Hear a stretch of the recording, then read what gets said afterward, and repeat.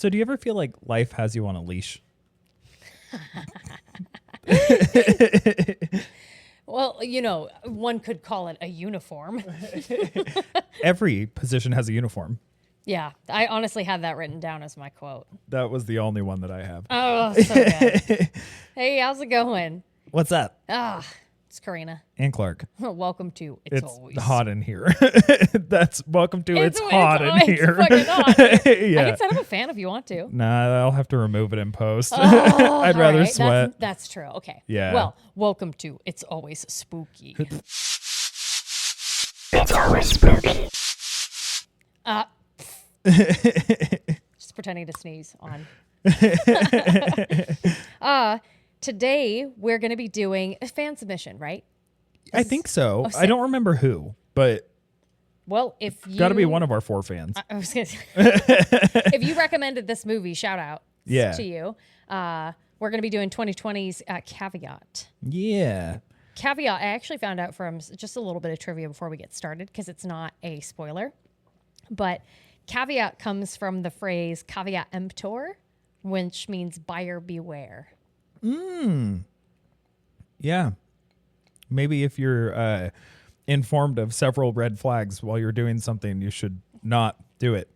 You should heed the caveat. You should heed the red flags. The red flags are there for a reason, for you to use them. Maybe it's just the being polite. It's a plot hole. Couldn't be in America. So Caveat was directed and written by Damian McCarthy. Okay. Damian McCarthy also did 4 years later Oddity, which is also on Shudder. And that's actually a pretty good movie. I've heard that one's really good. That one's actually pretty good. We should definitely cover it at some point. So I had to credit that there. He also did 2010's He Dies at the End. I don't think I've heard of that one. Yeah, I hadn't heard of any of the other works that he had done, but if I remember it correctly, Damian McCarthy is like a YouTube director. Oh, okay. Most of his work you can find for free on YouTube. Oh, sick. But I Okay. didn't, and most of them are like shorts. So Yeah. this was like his first like jump in making a full feature film. Okay. Stars Ben Kaplan plays Mo Barrett. Johnny French plays Isaac. Leela Sykes plays Olga. And then I put Inma Pavan plays Mother. Yeah. Yeah, that's all that I had down. I felt too. like those were the important ones. Yeah, I feel like the dad is shown like once. Yeah, and Yeah. that one time. I Yeah. mean, literally that one time. Yeah. So, yeah, those were the ones that I thought were the most prominent. But what was the dog's name? I know. It's just dog. Yeah, Really pretty dog, though. really pretty dog. I don't think there's a title card for this movie. No, I don't remember Because seeing I one. didn't, I don't have one written down. Same with the tagline. Yeah. I didn't see one anywhere.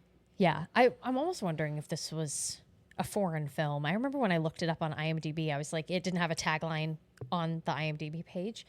And so I was like, oh, I'll just look for the movie poster. Because sometimes the movie poster will have some sort of like tagline on it. Yeah. But it didn't. Or I remember if Interesting. it did, it was in a different language.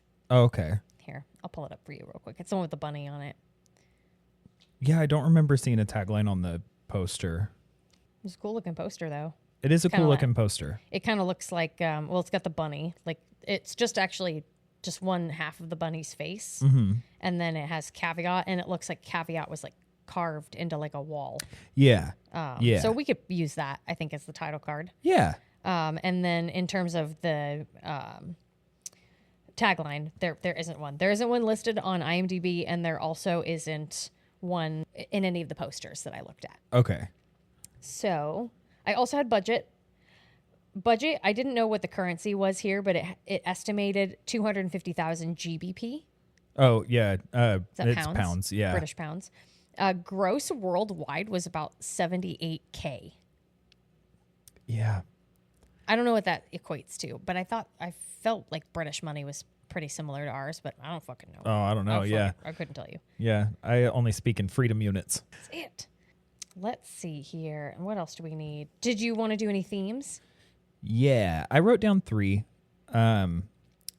Manipulation, entrapment, and supernatural.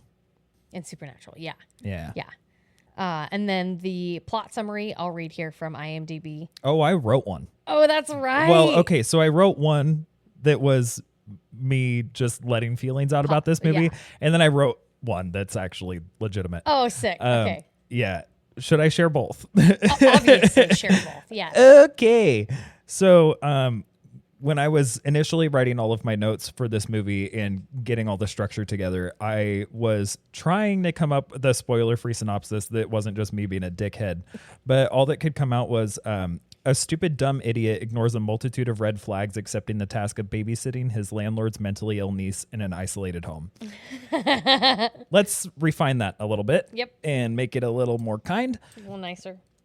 Having lost his memory and fallen on hard times, Isaac accepts an offer from his landlord to babysit a family member in their remote residence. Love. I'll give him a little bit of credit. Right. He lost his memory. He's He not lost all his there. memory, and I that was the thing that I was really missing was just the like exposition of why he would be so desperate for that money. Yeah. That he would just say yes, right? Yeah. That's all I needed, truly. That I feel like that was the only thing that was really missing was the motivation. Yeah. Of being like, okay, I guess because I really need it. And in the Wikipedia page, it says like a vagrant accepts blah, blah, blah. And I'm like, okay, where are they pulling these things from? Because I was seeing so many different parts or so many different reviews and everything where it was talking about like how, oh, Mo is his uncle or like random little shit like that. And I'm Right. like, but Mo's Olga's uncle. I think they're confusing people here. And then there was one where it was like, oh, well, he and Mo were friends. And I'm like, yeah, but he's also like his landlord. And then another one was like, no, they're just acquaintances. And I'm like, What is are it? people watching a different movie and they're like getting more information than what we got? I'm kind of curious. Yeah. I'm kind of curious. But yeah, the way that I took this movie was that Isaac and Mo knew each other. Maybe weren't friends. Yeah. Although they seemed like they were friends. There was some sort of like brother situation too, wasn't there? Weren't they talking about a brother at Yeah. some point? Or, no, and there's a wasn't. picture of Isaac and his brother. Okay, and that's the thing that I'm kind of getting confused by. And Yeah. so is it like a twin situation where like or like a doppelganger situation, one got swapped out or one died or whatever. And then I was also wondering, I was like, did that brother exist? Did Isaac's brother exist? Or were we just thinking of Mo's brother, Olga's dad? Yeah. That was the brother they were both talking about. And that's just those were the only kinds of like confusing things that brought down some of the quality and some of the scariness for me. Was there was this equal part of like Isaac asking all of the right questions of like, wait a second, you didn't mention this. Wait a second, I'm not doing that. Yeah. Right. But then doing it anyways. And if there was something, he was on the run. He was being hunted by somebody. Yeah. They found him and he was homeless. Like even if they didn't even go with the acquaintance angle, but they just found him on the side of the road and Yeah. he was desperate for money. But I'm sure that wouldn't have spun it for Mo. Like Mo wouldn't just leave like a random vagrant with his niece. No. I don't know. I don't get it at all. I understand why now, like having watched the movie, why it was that Mo was like, no, he needs to go do this. Right. Like I get that now. But all of this prior conversation that we've just had about this movie goes to show that like this movie takes so many swings and lands none of them. So many different plot points are introduced that are never tied up. Or there's no background information. There's like you get random little pieces of like why it is that Isaac is there. Mm-hmm. You don't get any of the other things that they mention. Like I don't understand what the bunny is. Like it's kind of a dowsing rod that only works when it wants to. Yeah. But it's also supposed to like only work when the dead mom wants it to. Yeah. But then it doesn't work when dead mom is alive. Absolutely. But dead mom is supposed to be dead. Yeah. So was she alive the whole time? Yeah. Was she bewitched? Was this a witch situation? Yeah. Apparently she was mad, but like, yeah, we don't know we have no idea what's wrong with Olga. Why does she just sit in the corner with her hand? Like she's schizophrenic, right? But like, what is going on? Yeah. What is happening? Maybe it was just to build tension. It was to make you think like, oh my God, there's so many things happening in this movie that I'm not going to get the answers to. Yeah. Like, he wanted you to leave with questions that weren't answered. But I even wonder, like, the original plot point of sending Isaac in the first place to kill Dad, to trap Dad in the basement. And then when they show that scene, because then I thought they were going to go this route of like, oh yeah, Isaac's a piece of shit. And he went and he locked Dad in the basement. But then they have this whole scene of him going and writing the beware note to Mo Barrett's trying to kill you. And then going and seeing that the door was already locked. And then going down in there and then finding Dad already shot in the head with a crossbow bolt. And so it's like, what the fuck happened? Yeah. What the fuck's going on? Yeah, because it's like, and even the fucking leash thing. Like they say, okay, they got it because grandma was a sleepwalker. Yes, and she didn't want to walk into the lake. Yeah, she didn't want to walk into the lake. Sick. Then they also make a brief mention of, oh, Olga's terrified that somebody's going to come into her room at night, so you have to wear this leash thing. But then also at some point, Dad is in the leash.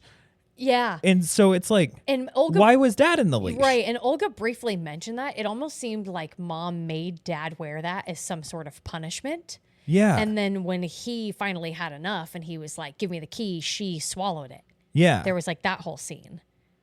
So funny. Like we're talking so much about this movie. I love it. I love it so much. Like I love the banter back and forth. Yeah, I love that this is what's happening as a result of this movie because I don't like this movie. Yeah. But, but talking about it. Yeah, but I like the talking about it. But also if our podcast history has told me anything, when I don't really like something, that's when it's my best work. What do you want me to do about it? So right, true. Yeah. No, that's definitely true. Oh my God. Okay, so let's get into it. I can talk shit for sure. For sure. So for lore, I just wrote, fuck, I don't know. Like, I don't. You have nothing to go on. No. Mental illness? Yeah. Schizophrenia? Yeah, maybe. Lying? Yeah. I just like BDSM, because like that vest looks oddly Although I don't know if you noticed this on the second watch, I was looking at this harness and it looked like it was so easy to take off. Yeah, they had fucking buckles on the shoulders. Yeah, you could literally just could have literally just like whoop. Anyways, God. But you know, I glossed over it the first time we watched it because I love leather work. So I was like, oh man, that harness looks so cool. And then the second time I was like, what the fuck? Also, what the fuck, Isaac? Also, okay, so Mo had to have known that harness couldn't reach the bathroom. So what did he expect Isaac to do? What did Dad do? What did Grandma do? Oh, there were so many things. Like, you were supposed to be there for 5 days. You're not supposed to use the bathroom. You're not supposed to change your clothes. You're not supposed to bathe. Yeah. No part of that kitchen? house looked like a place that you should eat. Right? Like, there was no food. There was no food. There was no food. Like, what were you going to do? But the planning that went into this. And that's the thing, too, is like there was no exposition beforehand for it was just like, what the fuck, Isaac? Why would you sleep on the way there? Yeah. So you don't know where you are. Why wouldn't you tell anybody where the fuck you were going? Although maybe like that again, if they phrased it as he didn't have anybody and he didn't have a cell phone and he didn't have any money to buy any food and he just was relying on his friend being a good person and giving him all of these things. And it's just like, and it was like this dilapidated fucking house too. This house was fucking falling and nobody's apart. even taking care of the fucking dog. Like, I don't even know how that dog was still alive. No. Because Olga didn't look like she cared. Yeah. And so then my other thing too is like, bitch. This movie made me feel like I'm an idiot because like watching people's reviews of it and like the discussions that were going on Reddit and like how good the score is on Rotten Tomatoes and everything. I'm like, she's like, am I stupid? Am I high and I don't know? Like what? We didn't watch the Did right somebody movie. watch a different movie? I feel like I am a fraud. I'm like, I don't know shit about movies because apparently everybody else thinks this is a masterpiece. And I'm like, I don't have to have everything answered for me. I'm not somebody that's like, no, right. Please show me, lay it all narrate out. Everything for me so that I know exactly how every loose end is tied. I don't even need the ends to tie. Yeah. But I need something. You need something. Yeah. Because otherwise it leaves you feeling kind of frustrated. Yeah. And flustered because you end it and you're like, well, what the fuck? And what the fuck? And what the fucking fuck? And yeah. Yeah. God. Okay. Faves? Scaries? Yeah. I have one for each of them. Okay. I've got some for wait, I have 2 honorable mentions for favorite, but I don't have a favorite. I have 2 quotes, and then I have 2 honorable mentions and a scariest. I have 1 favorite, 1 scariest. and 2 quotes. Fuck yeah. Okay. Yeah, Okay. Then let's do faves first. for sure. Yeah. I'll just go for it. Do it. So my favorite scene is this is the first night that Isaac is staying in this dilapidated house on this isolated island without a boat, and he can't swim. And In his leash. Yeah, Don't on forget, his leash, he's in his leash. in this bulky leather vest that he can't take off, that he has to lay in a bed and be comfortable and go to sleep. Anyway, so he decides that he's going to lay down and go to sleep. And there's this picture in his room, right? So picture's looking at him. He doesn't like it. But he's like, whatever, I'll just roll over. So he rolls over. And then he hears a little thunk. Yeah, he just hears it fall over. Yeah. And it's super dramatic and loud. Yeah. And so he looks over, and now picture is on the ground. Right. And so he picks picture back up. And I'm sorry. There is a slight, not a slight detail, but I think it is important. When he first was about to go to sleep and he looks at this picture and he's like, fuck that picture. He gets up and he turns it to the wall yeah. and rests it there. And then he goes and he lays down. And so when it falls over, it's face down again. There's something though even before that. Oh, because really? initially the picture's on the wall. Yes. Yeah. Yes. And yeah. so then he lays down, he hears the thunk. It Picture hits. has fallen on the floor. Yes. Yes. Yeah. And then he sees that the picture's on the floor, and he's like, The fuck. that's a creepy picture. Right. Hate that picture. Yeah, don't like that picture. There's eyes that are staring at me. And so he's like, okay, well, I'm going to go turn it so that it's not facing me. Right. And so then he's like, okay, yeah, that'll solve the problem. And so then he goes and, honks new. He doesn't fall asleep. But he hears like some shuffling essentially at first. Right. And he looks over, and I think the picture's turned toward him again. Yeah. Yeah. And then he like goes and turns it back around, goes and lays down, and then he hears a thunk, and he looks over, and the picture is face down on the ground. Right. Which shouldn't So- be. Yeah. The reason why this is my favorite scene is because just take the fucking picture out of the room. Like, Just take it. Yeah. Just Just fucking get rid of Just it. fucking kick it down the like hallway. throw it outside. Like, You got a take window, it as right? far away as you can. Huck it in the basement. Obviously, nobody cares about this house. True. Like, Yeah. Nobody gives a shit about this picture. no. Right. Yeah, fuck the picture. Also, you don't know shit. Nothing happens about the picture. You don't know why the picture is haunted. You don't know if it's just mom pulling some shit, but also mom's not dead. She's Somehow. dead. She's dead, but Kinda. not. But her eyes are still wet. Yeah. Another thing. So That was that's one my of- favorite yeah. scene. That was one of my honorable mentions for scariest. So I appreciated that scene, honestly. It was 'cause a good scene. It was creepy. It was fucking creepy. Yeah. Did it lead to more unanswered questions? Yeah. But Yes. yeah. It was creepy for creepy Yeah. factor's sake. Right? Yeah. What are your honorable mentions for favorites? So for favorites, I had the never-ending add-ons. Oh, it's on an island, and I know you can't swim. Oh, you got to wear this bondism harness and chain that's to the basement. Yeah. Oh, there's no food in the house. Oh, I just forgot. I neglected to tell you that my, niece is schizophrenic and she really doesn't like people, so you have to wear this harness that doesn't allow you to go to the bathroom. And Yeah. so that was one of my honorable mentions for favorite. Was Isaac was asking all the right questions. He's Yeah. just like, why can't you go watch her? And well, I don't really like her. Oh, Yeah. Okay. And they get to the island. He's like, wait a second, where's the house at? And Mo just like points to the island in the middle of the lake. He's like, you didn't say anything about being on an island. And Mo says, yeah, I did. It's like, no, I'm pretty sure you fucking didn't. Yeah. Because I can't swim, and I would not have said yes if you would have told me it was on an island. Yeah. And Mo's like, well, I told you it was isolated. Well, and he also says like, well, you already came all the way out here, so why don't you just like go check it out first, and then you can make your decision then, right? Yeah. And then they get to the house, and they're walking around, and they're doing the tour, and blah blah blah, and they meet creepy Olga on the floor who doesn't get up. She just stands with her hands over her eyeballs, and her like nose And she's is bleeding. always bleeding. She's always bleeding. Yeah. Yeah. And I like how Mo comes back around and he's like, oh, it's just like, just one more thing I forgot to tell you. It's not a big thing, really. Yeah. So Olga's grandmother used to sleepwalk. And so in order to make sure she didn't walk into the lake, they used to have her wear this like harness thing. And he goes and he grabs it, and it's It's this fucking like full vest that covers your whole chest. Yeah. It goes over the front and it's got a big fucking bolt that goes in the front of it and then it locks with a padlock. And it's attached to this big heavy chain that just goes to wherever because Mo totally neglects to tell him. I'm surprised during his house tour he didn't see it. I wonder if he kind of like he hid it, he tucked it away on like the basement steps. He's Yeah. like, we'll save that for the end. Yeah, that'll be our little secret. I'm gonna forget about that till the very end of the tour. Yeah. And so Isaac looks at it, and I'm gonna say my favorite quote here. He's like, so you just, and Olga's kind of afraid of, people attacking her in the middle of the night. So, I'm just going to have you put this on. And Isaac's like, I'm not putting that on.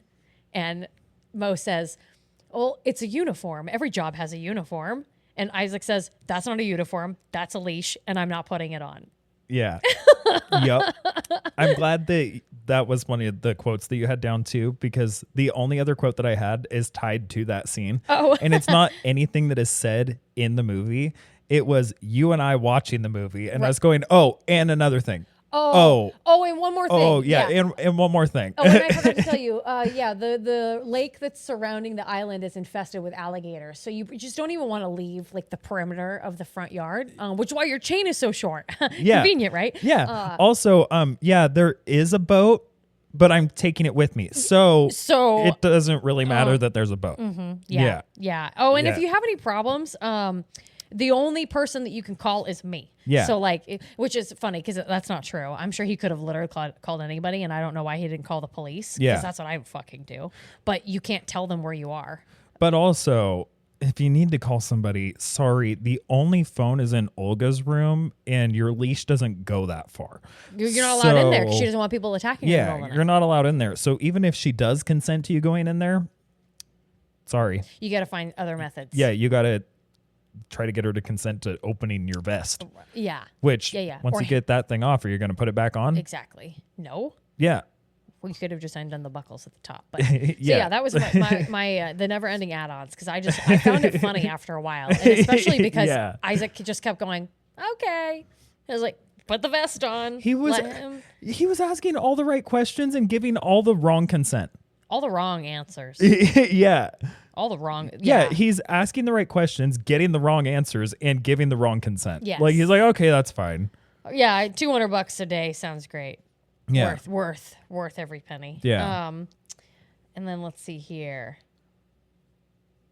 Oh, no, that was my only honorable mention. Mention. Because my honorable mention, too, just says it's a run-on sentence here, right? It says, never-ending add-ons.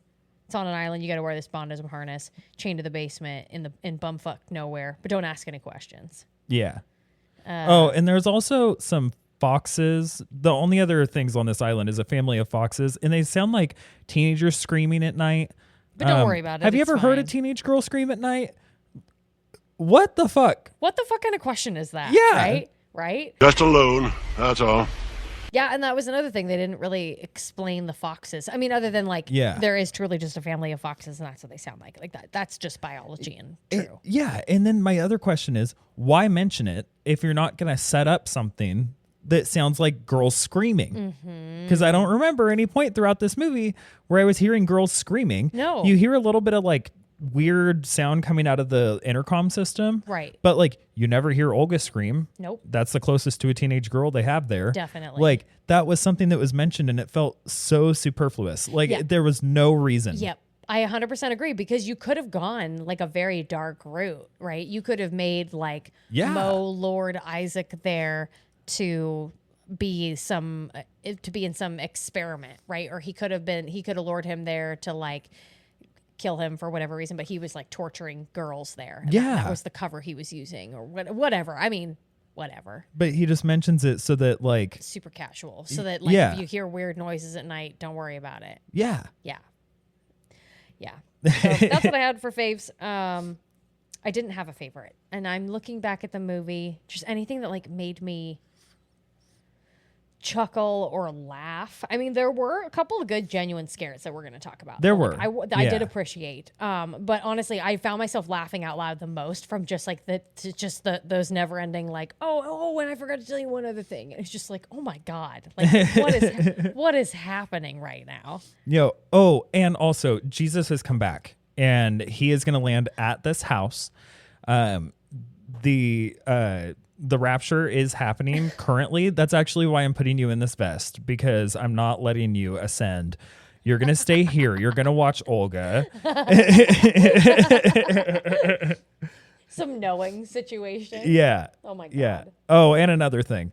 The dog hasn't been fed in a really long time, but you have no food and you can't reach it. And so like, don't let him off his chain or he might eat you. Yeah. The dog also hates gingers. Hates them with a passion, right? Yeah. It's actually very racist towards gingers. Yeah. Oh my God.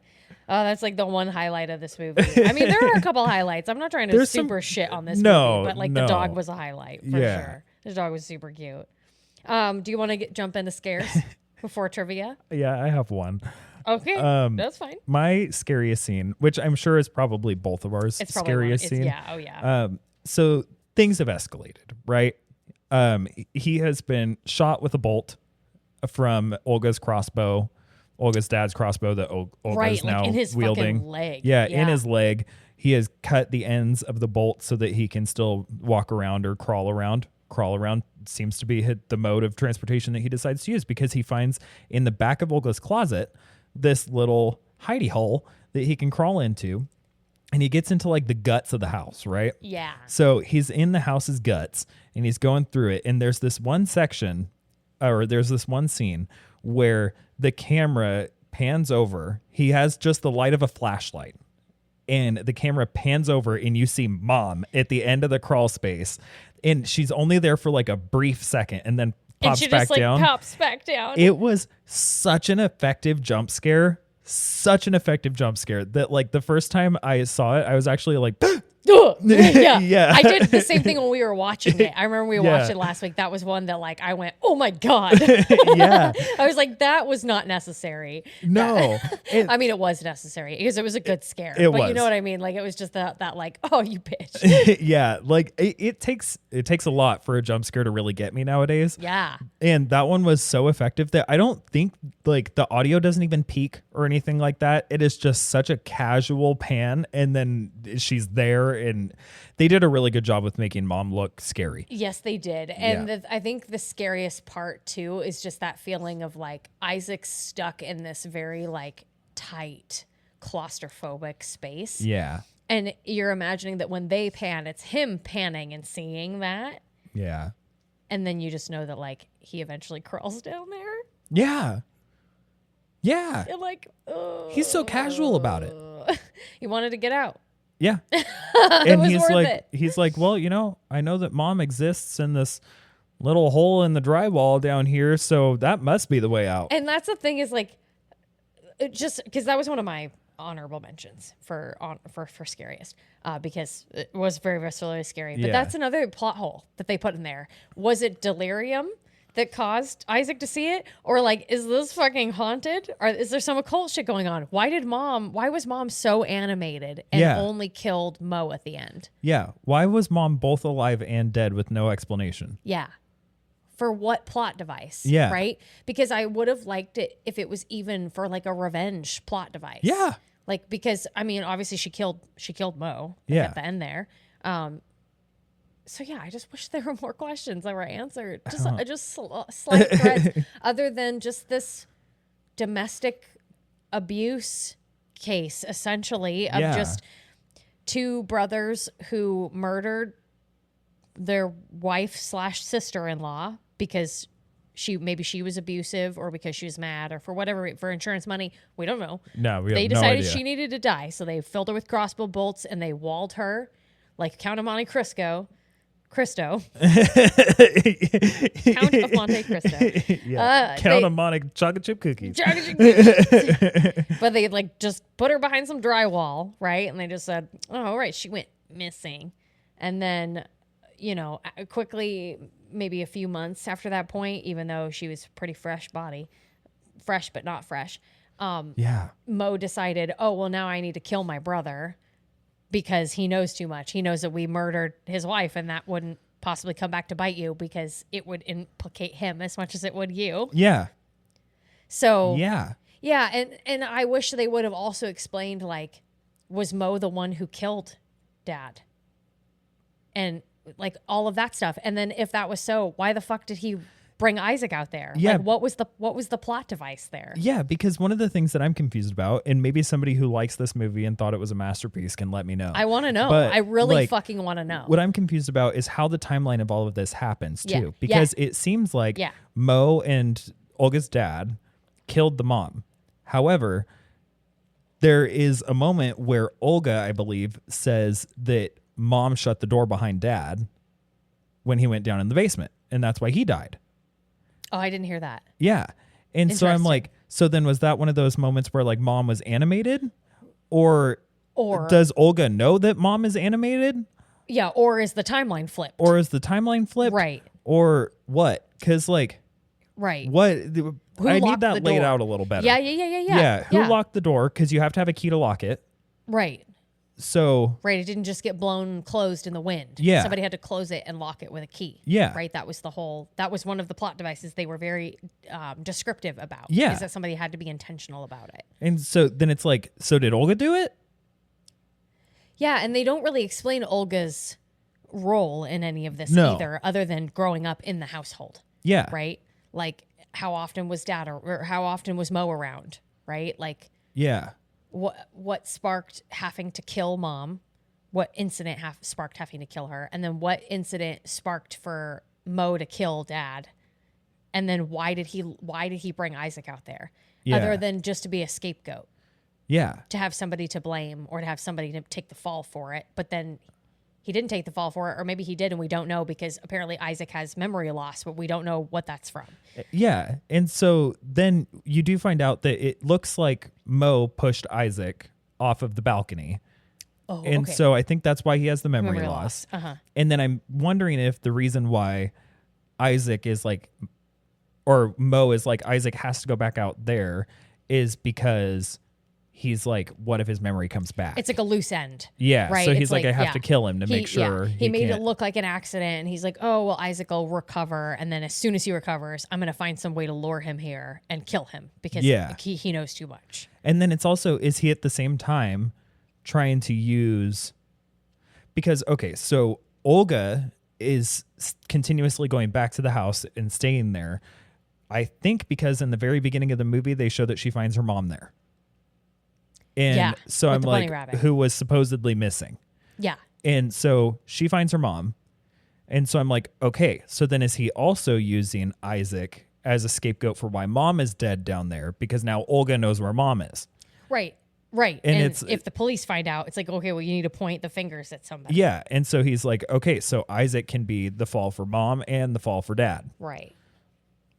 But doesn't Olga know?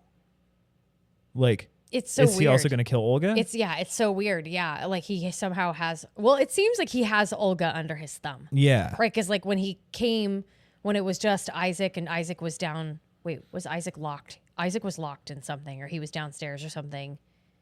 I think he was in the crawl space with mom. Yeah. And Mo comes down and berates Olga, like, you fucking idiot, like, I told you this is going to be a simple job or whatever. Like, so I think she's under his thumb. Like, Yeah. she probably listens to what he says. That whole cover story of she keeps going back to the house was probably just that. It was just a cover. Yeah. He probably, She was just a tool. yeah, I feel like it. Obviously she had agency towards the end, but I think she was very subservient and also like mentally ill. So Yeah. he kind of had that power over her.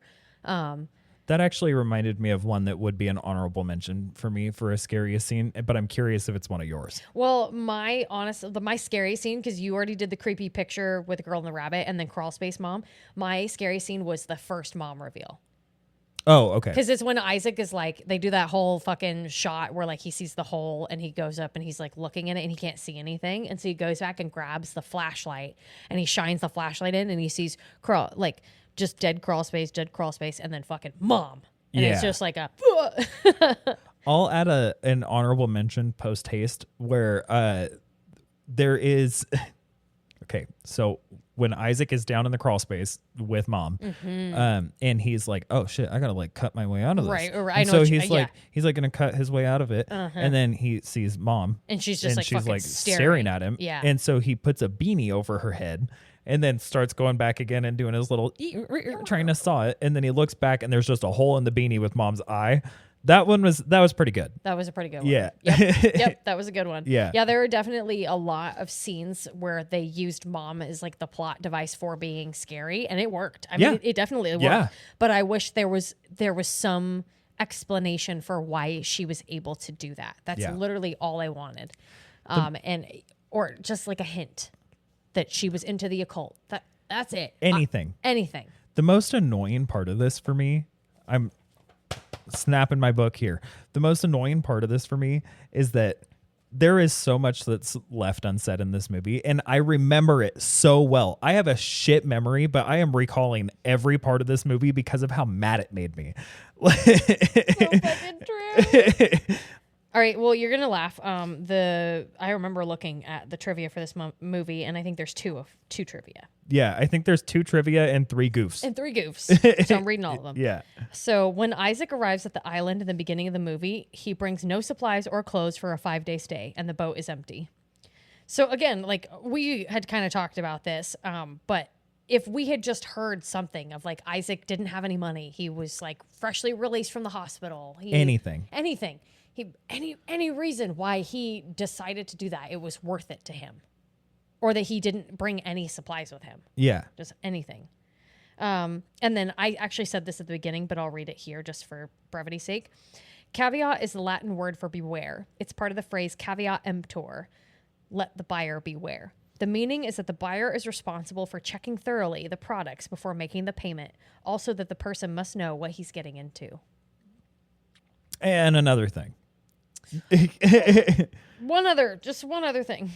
It's just really minor. Yeah, Super minor. it's thing. really minor. Oh, you just didn't even. Yeah, it's just a hefty leather vest with a leash attached to it. A fucking metal leash. Yeah. Yeah. Incorrectly regarded as goofs.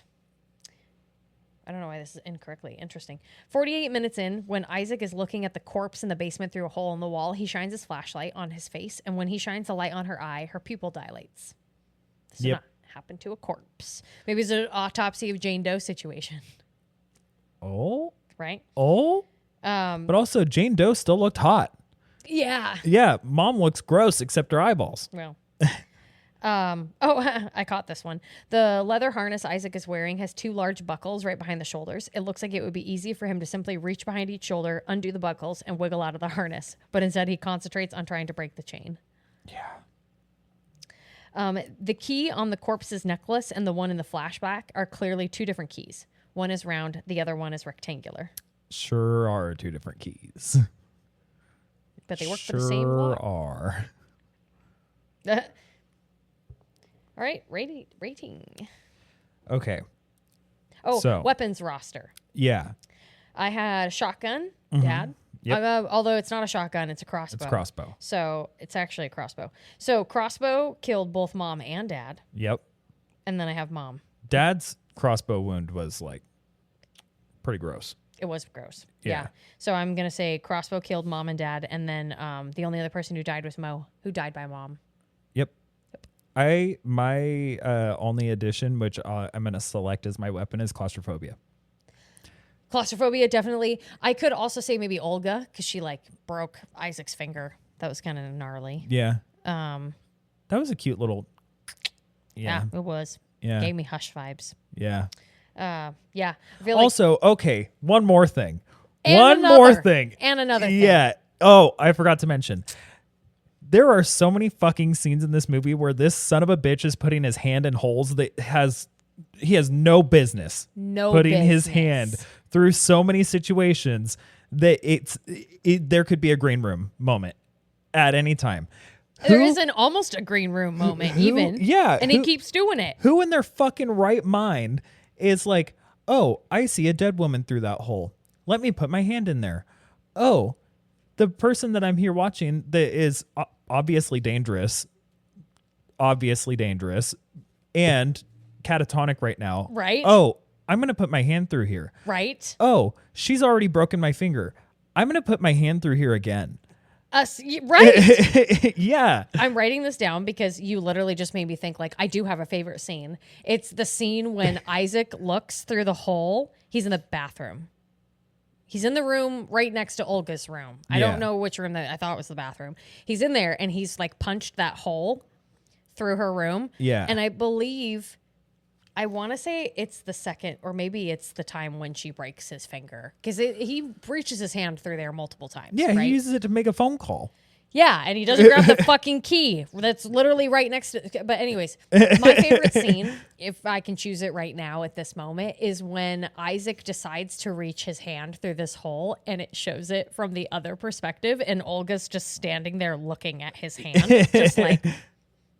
Yeah. Looking for the phone, right? That I remember laughing out loud, just being like, "Oh my god, bro!" Yeah. And then her just coming over and just like grabbing his hand and then just like breaking one of his fingers. He's already seen her with a crossbow. She's already aimed it at him, Yeah, and he's like, "Yeah, this will be fine."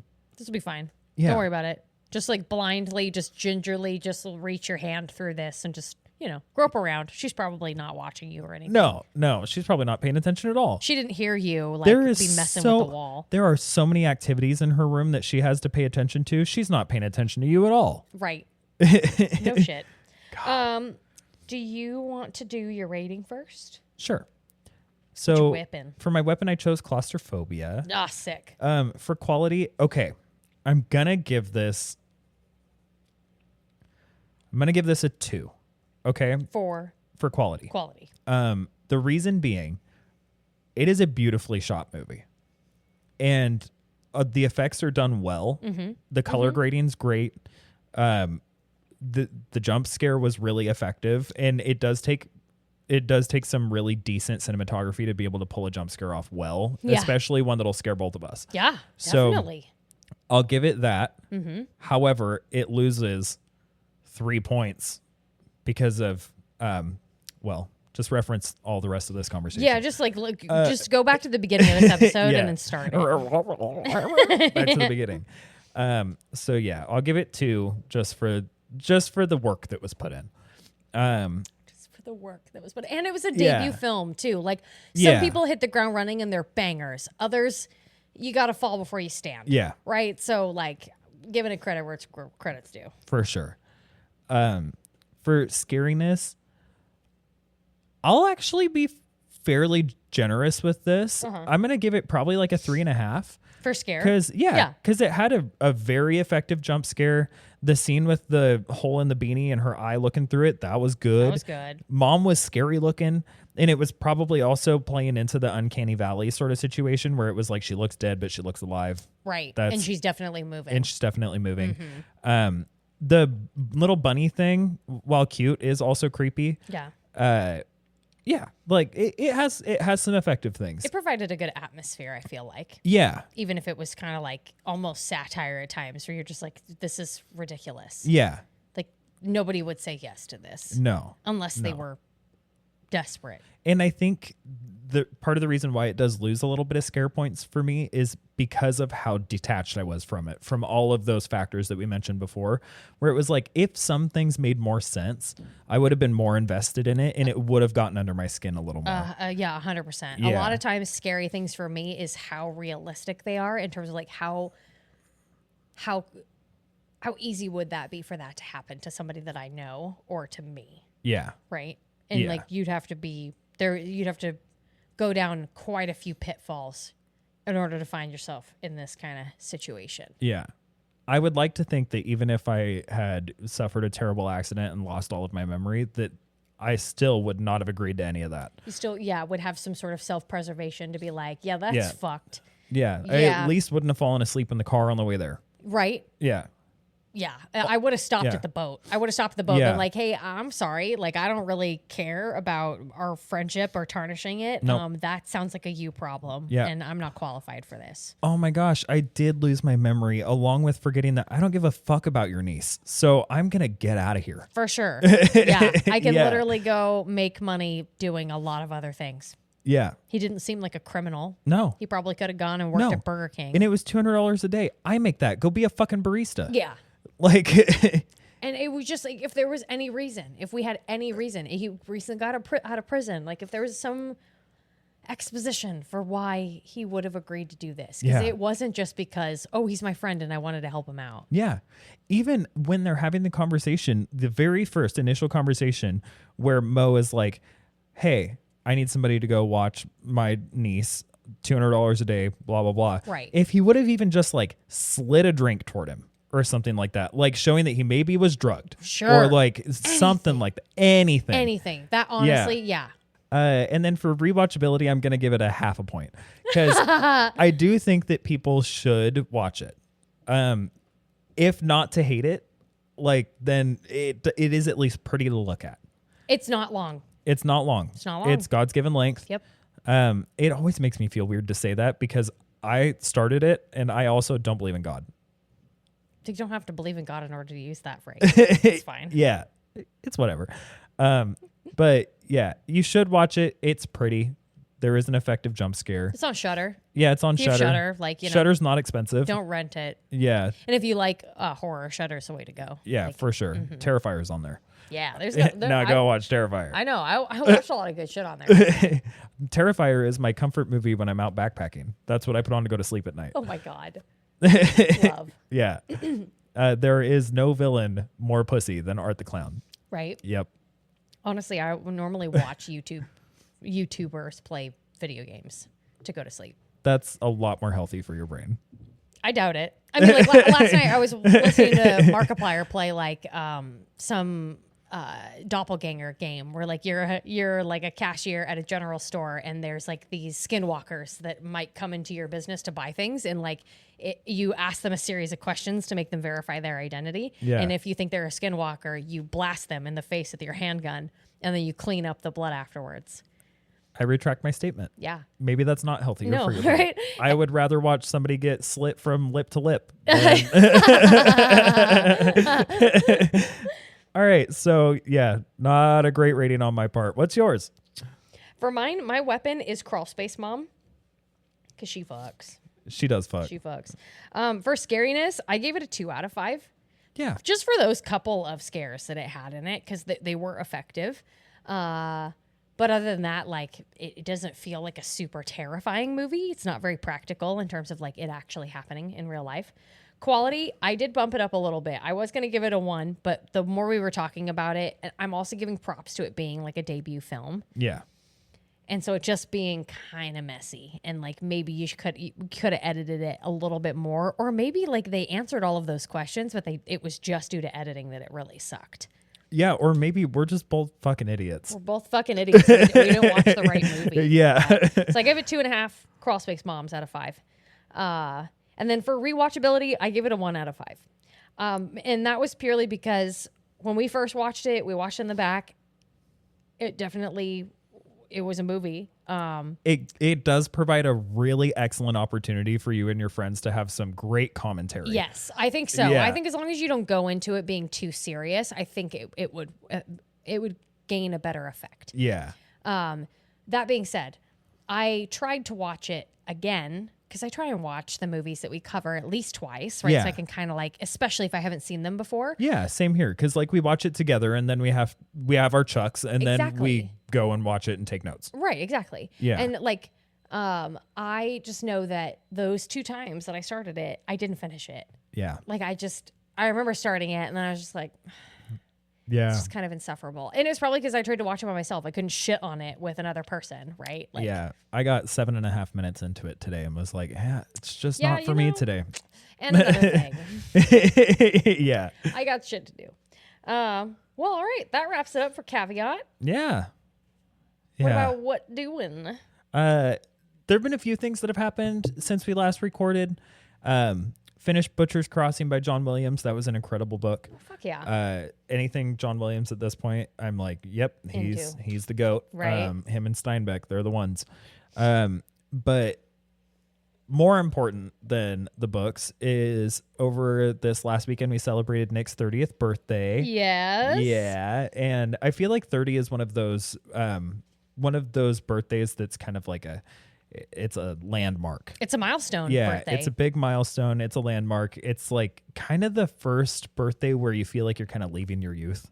Like, okay, now I'm actually an adult, because everybody knows that your 20s are just your extended teens. Like, it's the time to make mistakes, the decade of making mistakes and like figuring out who you are. Like, I remember when Thompson turned 30 and we were all hanging out and he was like, I don't feel like I'm 30. Like, I've had people ask me like, do you feel older or whatever? And I told him, I was like, I don't really feel like I'm that mature, right? Yeah. Until I go and I talk to an 18-year-old. Yep. You talk to a 19-year-old and you hear about their problems and what they're like really focused on and what they're anxious about. And you're like, okay, yeah. I remember when those problems were really monumental to me too. Yeah. Yeah. No, we had a lot of really good conversations about it. And like the biggest change for me when I turned 30 was like, I woke up on my 30th birthday and was like, wow, I really like birds. Yeah. I was not a bird person at all prior to that. Before then. And then I'm just like, wow, they're really fucking cool. But like, other than that, I told him that you start to feel really different within like the next couple of years. And it's not necessarily that like your body feels different, even though it does. Yeah. And it's not necessarily that like your mind feels like it does a drastic shift. Yeah. It's like, for me at least, I feel like I know and love who I am. And in my 20s, it was a lot of trying to figure that out. Granted, I was also in a relationship that wasn't working for me for all of my 20s. Sure. But I am like, yeah, I know who I am. I like who I am. I'm confident in who I am. And I'm going to continue to be that person. Yeah. And now it's figuring out the other things. But it isn't just like oh shit, I'm 30. Now life's together. Yeah, right? It still takes time. Yeah. Yeah. I finally evolved into an adult. I went from like the first generation of Pokemon to the second. Yeah. And the 30s are the fucking shit so far. I've been liking it. I love this decade. I've been liking it. Yeah, because I agree with you. I feel like there is a bit of an identity crisis that you have in the first decade. And even into your teens too, of you just like constantly asking yourself, like, who am I? And I feel like after 30, a lot of the background noise falls off. Yeah. And you start thinking to yourself, like, you start wanting to be more of the qualities that you want to see in the world. Yeah. And you start cutting out and cutting back the things that you don't want to see in the world, right? People that do the work, right? That they don't just lean into toxic behaviors or in coping mechanisms. They come out the other side like this more healed version of themselves and this more confident version of themselves. Yeah. And then when there's outside people that are like, oh my God, you're so different, or I don't like this version of you. It's like you don't care about those opinions as much anymore. No. Then you get to adopt my literal favorite mantra, which is, what other people think of me is not my business. It's not your business. Yeah. I've also heard from a friend of mine, like, if I'm too much for you, my personality is too much or my behavior or whatever, go find less. Yep. And I think I'm really excited to see what Nick does with this decade, because I think he already had a lot of that in him, where he is unabashedly himself. And like, he doesn't really care how people feel about that. And he is all of the good qualities that he likes. And I'm excited to see him carry into this decade without having to shed those layers like I felt like I had to. Definitely. He's going into it with a much more level head than I did. Because I was like, oh shit, 30, that's gay death. Everything is downhill from here. And like, I was really nervous about it. And I think, though, in a way that does make me appreciate it more now. Definitely. Because I'm like, I thought this was going to suck, and this actually rocks. You're just like, actually, yeah, this is actually cool as hell. So that was the big thing that happened over the last 2 weeks. We on Friday went out and got drinks, just the two of us. Yeah. Saturday went out and got some drinks with a bunch of his coworkers. And then Sunday, for the most part, was just kind of like lazy around the house. Chill. Monday went and wandered around Hawthorne for a little while. And then on Tuesday, which was the actual day of his birthday, we went out to the river for the day and then stopped at Bamboo and got sushi. And that was the weekend. Man, I have not had bamboo in a minute. I gotta go get some of that. Oh yeah, it was really good. We got a different appetizer than we normally do, so we didn't get spicy edamame, but we got the roasted maitake mushroom. Ooh. And it has I think it's a miso wakame butter on it, and it is fucking die for. fire. Fuck me. Yeah. That sounds so good. So good. Dude, I had their shishito peppers one day. Their shishito peppers are good. They're really good. I haven't had anything there that I don't like. I know. Same. Yeah. Yeah, I'll have to take Harrison. We still haven't figured out what to do for my birthday, so Yeah. figure it out. Figure it out. What'd you do? What you been do? What I've been doing. What you been do? What I've been doing. I feel like the week before last, I was just doing a lot of working. And it was kind of hot that week. So like we kind of had some like hot and cold days. Not and hot and cold meaning like most of the time it was dead in the shop. Like there were just not a lot of people out. And then we ended up having that dog show rescheduled. We were like going to sponsor the bar next door. So we're going to do that at the end of this month. So other than that, I think I only have 2 stories to share. This last weekend, our climbing crew actually all went camping. Sick. And that was really cute, actually. We got 3 camping sites all right next to each other. Like 2 of them were right next to each other, and then one was like right across the street. It was at Paradise Point in Washington. And it was myself and Harrison and Echo and Owen and Argo. It was Zach and Eve and Luke. Pavel and Stevie, they didn't bring their son Dean, and Elliot and their partner Kenzie. Sick. And I think that's everybody that showed up. Becky couldn't make it. Jacob and Avery couldn't make it. Jacob did come the second night on Saturday, and he stayed through Sunday. We all left Sunday at around 1.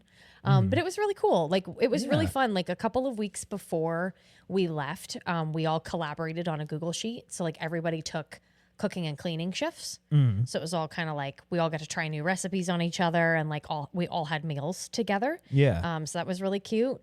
I love our rock climbing group. Yeah. There was a lot of times where you're just kind of sitting down talking, which is not like Harrison's favorite thing to do. So we made sure to bring like a lot of stuff, like a lot of like individual crafts to do. Yeah. So I brought everybody. I think everybody brought a book. Like the rest of our climbing crew is all in a book club together. So they all did like a book club meeting, like during camping.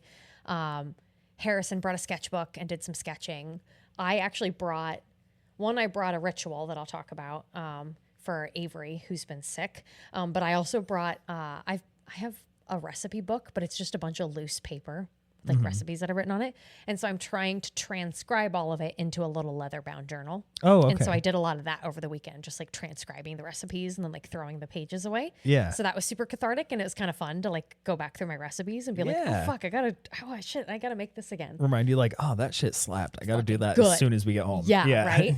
I loved being around the campfire, and we didn't have a campfire, but like around the circle that we were all talking at, because both Elliot and Kenzie are hard of hearing. And so they use a lot of sign language to communicate, and I am all in with learning sign language. Yeah. So I'm like constantly asking them questions. I hope to God I'm not annoying them about different signs, because like I really want to learn it.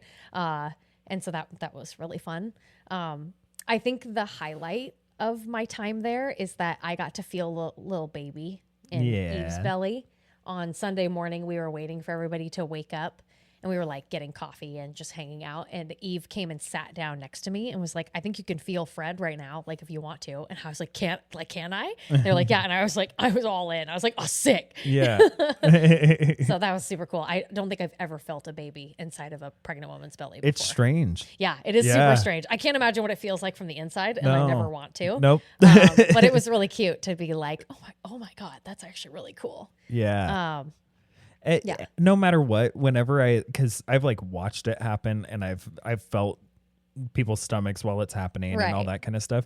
It just always reminds me of Alien, and I'm like, nope, get it out, get it out. Yeah, I just that is a parasite. Get it out. Well, I remember working. This is a tangent, but working at A&W with a woman who she's pregnant with twins, and like, oh my God, she looked so uncomfortable by the end, like of just like all of the movement. Like I just couldn't imagine. Like, yeah, there was one lady who was coming into my work when we very first opened. I said lady, she's like probably my age.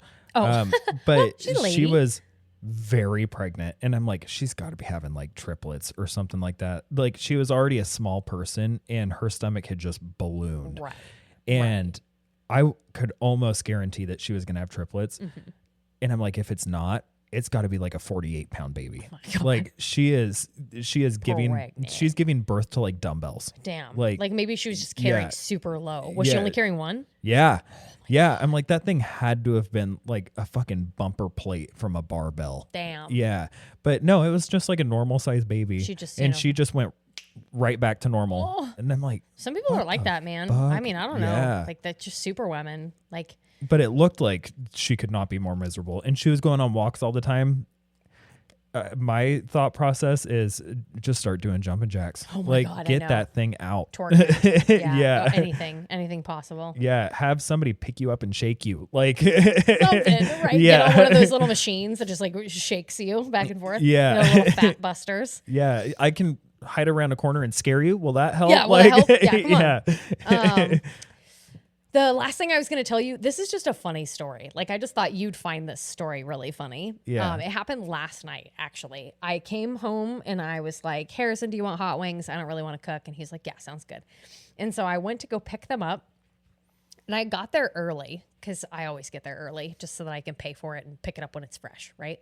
Mm-hmm. And I was on a call with my friends Magic and Cassie because it was Cassie's birthday yesterday. It was Magic's birthday on Tuesday. Happy birthday to both of them. Yeah. So we were chatting, right? And I was like, I'm going to go pay for my food. And they're like, sounds good. And so I walk into the restaurant. It's at Fire on the Mountain.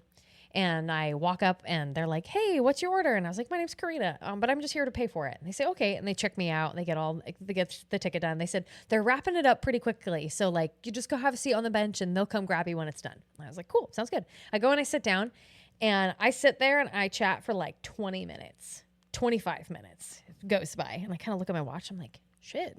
Did they just leave it on the ready counter and just nobody texted me? Like that's happened before. Yeah. And so I just kind of got up and I kind of stood at the end of the stool rather than sitting at it. And I had 3 different people walk up to me to verify my identity. And every time I was like, have you paid yet? Yeah. My name's Karina. Okay, I'll go check on your order. And they would go in the back and then I wouldn't hear from them again. Yeah. And then they would just hop into the void. Yeah. And the third person that came up to me, I got approached by 2 different managers. Asked me the same question. What's your name? Oh, I'll go check in your order. And the second manager, when he walked up to me, he was like, oh, ma'am, have you been helped yet? And I was like, no, I haven't been. But I've already paid. I'm just waiting for my order. My name's Karina. And he's like, oh, okay. And he goes and he walks back and he makes eye contact with the other manager that came and talked to me. And they just look like fuck. Like, fuck. What are we going to do? Right? Oh, no. And so I'm like, what happened? Did they forget? Like, did they just forget to do our order? Right? Yeah. And so I just keep standing there and then like a minute goes by and that manager comes back and he was like, I am so sorry.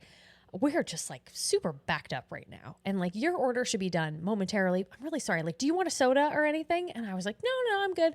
He's like, just go have a seat. Like it'll be done any minute. And I was like, that's no problem. And I go and I sit down and 3 minutes goes by, 3 minutes goes by. And I get a text message that it's done. And I was like, sick. So I get up, I'm on the phone the whole time. Like my friends are like, bitch, like, where's your food at? Like, you've been fucking waiting there for a long time. And I go up and I put myself on mute and I go up and the first manager again, he comes up to me and he's like, I am so sorry that this happened. Like, I don't know what happened. I don't know what happened. Right. Yeah. But he's like, I'm so sorry that this happened. Like, please come back. Like, we really want you to come back. Here are some gift cards.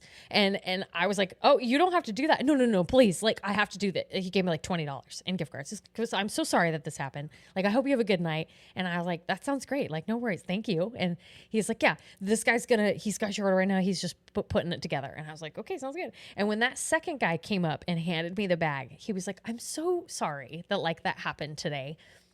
Just so you know, when I was bagging up your food, there were some extra fries like in the fry bin. So I just put them in your bag.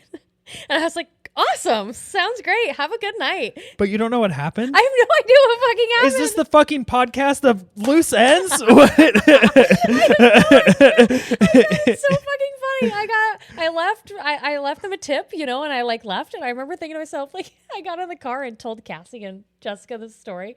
And they were like, maybe they forgot. Maybe they dropped it on the floor. Or maybe like just something happened. Yeah. And they just didn't want to tell me what it was.